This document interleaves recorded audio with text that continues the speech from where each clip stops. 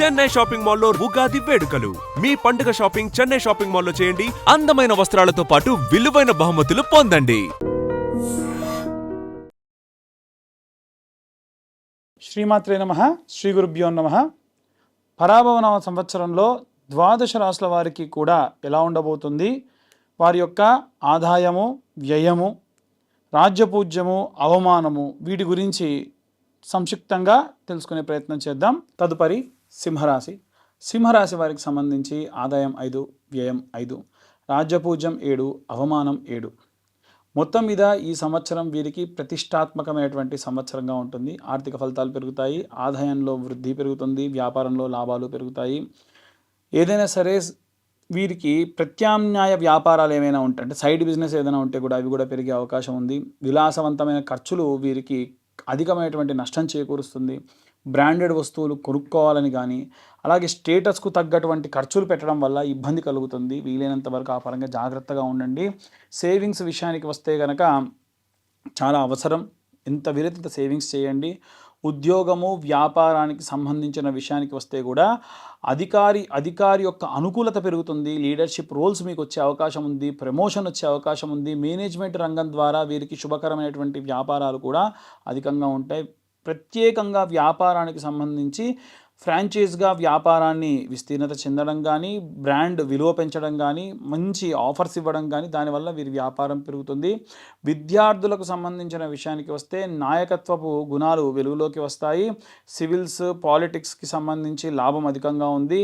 అలాగే డిబేట్స్లో కూడా వీరు విజయం సాధించే అవకాశం కనిపిస్తుంది. గృహిణుల విషయానికి వస్తే కుటుంబంలో గౌరవము, నిర్ణయాల్లో మాట విలువ, సామాజిక గుర్తింపు కూడా వీరికి పొందే అవకాశం ఉంది. చేతి వృత్తులు చేసుకునేటువంటి వారికి సంబంధించి విషయానికి వస్తే కనుక అధికారులతో పరిచయాలు ఏర్పడము, ప్రభుత్వ కాంట్రాక్టులు పెరగడము, నిర్మాణ రంగాలకు సంబంధించి వీరికి చాలా అనుకూలమైనటువంటి కాలంగా గోచరిస్తుంది. రాజకీయ నాయకులకు సంబంధించిన విషయానికి వస్తే ప్రజాదరణ పెరుగుతుంది. అలాగే సభలు, సమావేశాలు, మీడియా కవరేజ్ అన్నీ కూడా వీరికి చాలా యోగ్యంగా ఉంటుంది. విమర్శలు కూడా అలాగే పెరుగుతూ ఉంటాయి. కళారంగానికి సంబంధించిన వారు, ప్రధాన పాత్ర పోషించేటువంటి వాళ్ళు, సినిమా రంగంలో ఉన్న వాళ్ళు, హీరోస్, అలాగే స్టేజ్ ప్రదర్శనలు చేసి సినిమాల్లోకి వెళ్ళిన వాళ్ళు, యాంకరింగ్ చేసేవాళ్ళు, డైరెక్షన్ డిపార్ట్మెంట్లో ఉన్న వాళ్ళందరికీ కూడా యోగ్యమైనటువంటి కాలం. ప్రధాన పాత్రలు వీరికి విశేషంగా యోగ్యంగా ఉంటుంది. వివాహ సంబంధిత విషయాలకు వస్తే కనుక వివాహ యోగ్యం బలంగా ఉంటుంది. ఆలస్యంగా వివాహాలు జరిగే అవకాశం కూడా పెరుగుతుంది. ప్రేమ వివాహం సాధ్యం. అలాగే వివాహితులకైతే కనుక ఈగోలు తగ్గించుకోవడం వల్ల విశేషంగా ముందుకు వెళ్ళే అవకాశం ఉంది. సంతాన సంబంధితమైనటువంటి విషయానికి వస్తే పిల్లలలో నాయకత్వపు లక్షణాలు పెరుగుతాయి. స్పోర్ట్స్, డ్యాన్స్ రాణిస్తారు. పోటీ పరీక్షల్లో విజయం సాధిస్తారు. ఆరోగ్యానికి విషయానికి వస్తే కనుక గుండె సంబంధితమైనటువంటి సమస్యలు కానీ, బీపీ కానీ, అధికమైనటువంటి ఉష్ణం పెంచేటువంటివి కానీ, అలసట పెరగడం కానీ, ఎక్కువగా వేయించిన పదార్థాలు స్వీకరించడం కానీ, ఆయిల్ ఫుడ్స్ తినడం కానీ అంత మంచిది కాదు. సింహరాశి వారికి సంబంధించి ప్రత్యేకంగా గోచారానికి సంబంధించిన విషయానికి వస్తే చాలా శుభకరంగా ఉంది. గురు గోచారంలో ఉన్నత విద్య, ప్రమోషను, విదేశీ యోగము, గౌరవం పెరుగుతుంది. గురువు యొక్క ఆశీర్వాదం వలన బలం కూడా పెరుగుతుంది. శని గోచారం ప్రకారంగా కుటుంబ బాధ్యతలు కూడా పెరుగుతాయి. ఇంటి బాధ్యతలు కూడా పెరుగుతాయి. ఆర్థికమైనటువంటి ప్లానింగ్, పెద్దల సేవ లాభం చేకూరుస్తుంది. పరిపక్వత కూడా పెరుగుతుంది. మెచ్యూర్డ్గా మాట్లాడడం అలవాటు చేసుకుంటారు. జీవితంలో స్థిరాస్తిత్వం కూడా పెరుగుతుంది. రాహు గోచారం ప్రకారంగా విదేశాలకు వెళ్ళడం కానీ, విదేశాల్లో ప్రయాణాలు కానీ, అక్కడి వాళ్ళతో పరిచయాలు కానీ, అక్కడి వాళ్ళతో బిజినెస్లు చేయడం కానీ, కొత్త అవకాశాలు చేజిక్కించుకోవడం కూడా చేస్తారు. కానీ అంతే జాగ్రత్తగా కూడా ఉండాలి. రాజకీయ విమర్శలు కూడా ఎక్కువగా పెరిగే అవకాశం ఉంది. సోషల్ మీడియాలో వీరిపై ట్రోల్స్ కూడా ఈ యొక్క గోచారం వల్ల జరిగే అవకాశం ఉంది. కేతు గోచారం ప్రకారంగా ఆధ్యాత్మికమైనటువంటి మలుపు, అంతర్ముఖత, అలాగే పాత స్నేహితులు దూరం అవ్వడము పెరిగే అవకాశం కూడా ఉంది. అలాగే సూర్య ప్రభావం కారణం చేత అత్యంత కీలకమైనటువంటి నిర్ణయాలు తీసుకొని మంచి శుభం సాధిస్తారు. అధికారం పెరుగుతుంది, పేరు పెరుగుతుంది, నాయకత్వ లక్షణాలు పెరుగుతాయి. అహంకారం వల్ల, ఒంటరితనం వల్ల నష్టం కూడా అయ్యే అవకాశం ఉంది. చాలా జాగ్రత్తగా ఉండాలి. మార్చి నుండి జూలై ప్రాంతం వరకు కూడా ప్లానింగ్, కెరీర్ మీద ఫోకస్ వీరికి లాభం చేకూరుస్తుంది. అలాగే సెప్టెంబర్ నుంచి చూసుకుంటే వీరికి వివాహానికి సంబంధించి అంటే ఆగస్టు సెప్టెంబర్ ప్రాంతం నుంచి వైవాహిక జీవితానికి వివాహానికి సంబంధించి యోగ్యంగా ఉంటుంది. అలాగే సంవత్సరం ఆఖరులో అంటే డిసెంబర్ ప్రాంతం వరకు చూసుకుంటే ప్రజాదరణ బాగా పబ్లిక్లో వీళ్ళని గుర్తించడం పెరుగుతూ ఉంటుంది. తర్వాత జనవరి ప్రాంతం నుంచి కాస్త ఆరోగ్యం జాగ్రత్తగా చూసుకోవాలి. కుటుంబ బాధ్యతలు కూడా పెరిగే అవకాశం ఉంది.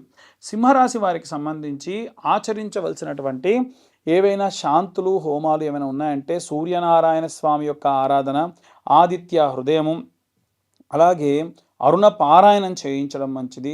శ్రీ రామచంద్రమూర్తి యొక్క దర్శనము ప్రతి వారము చేయడం మంచిది.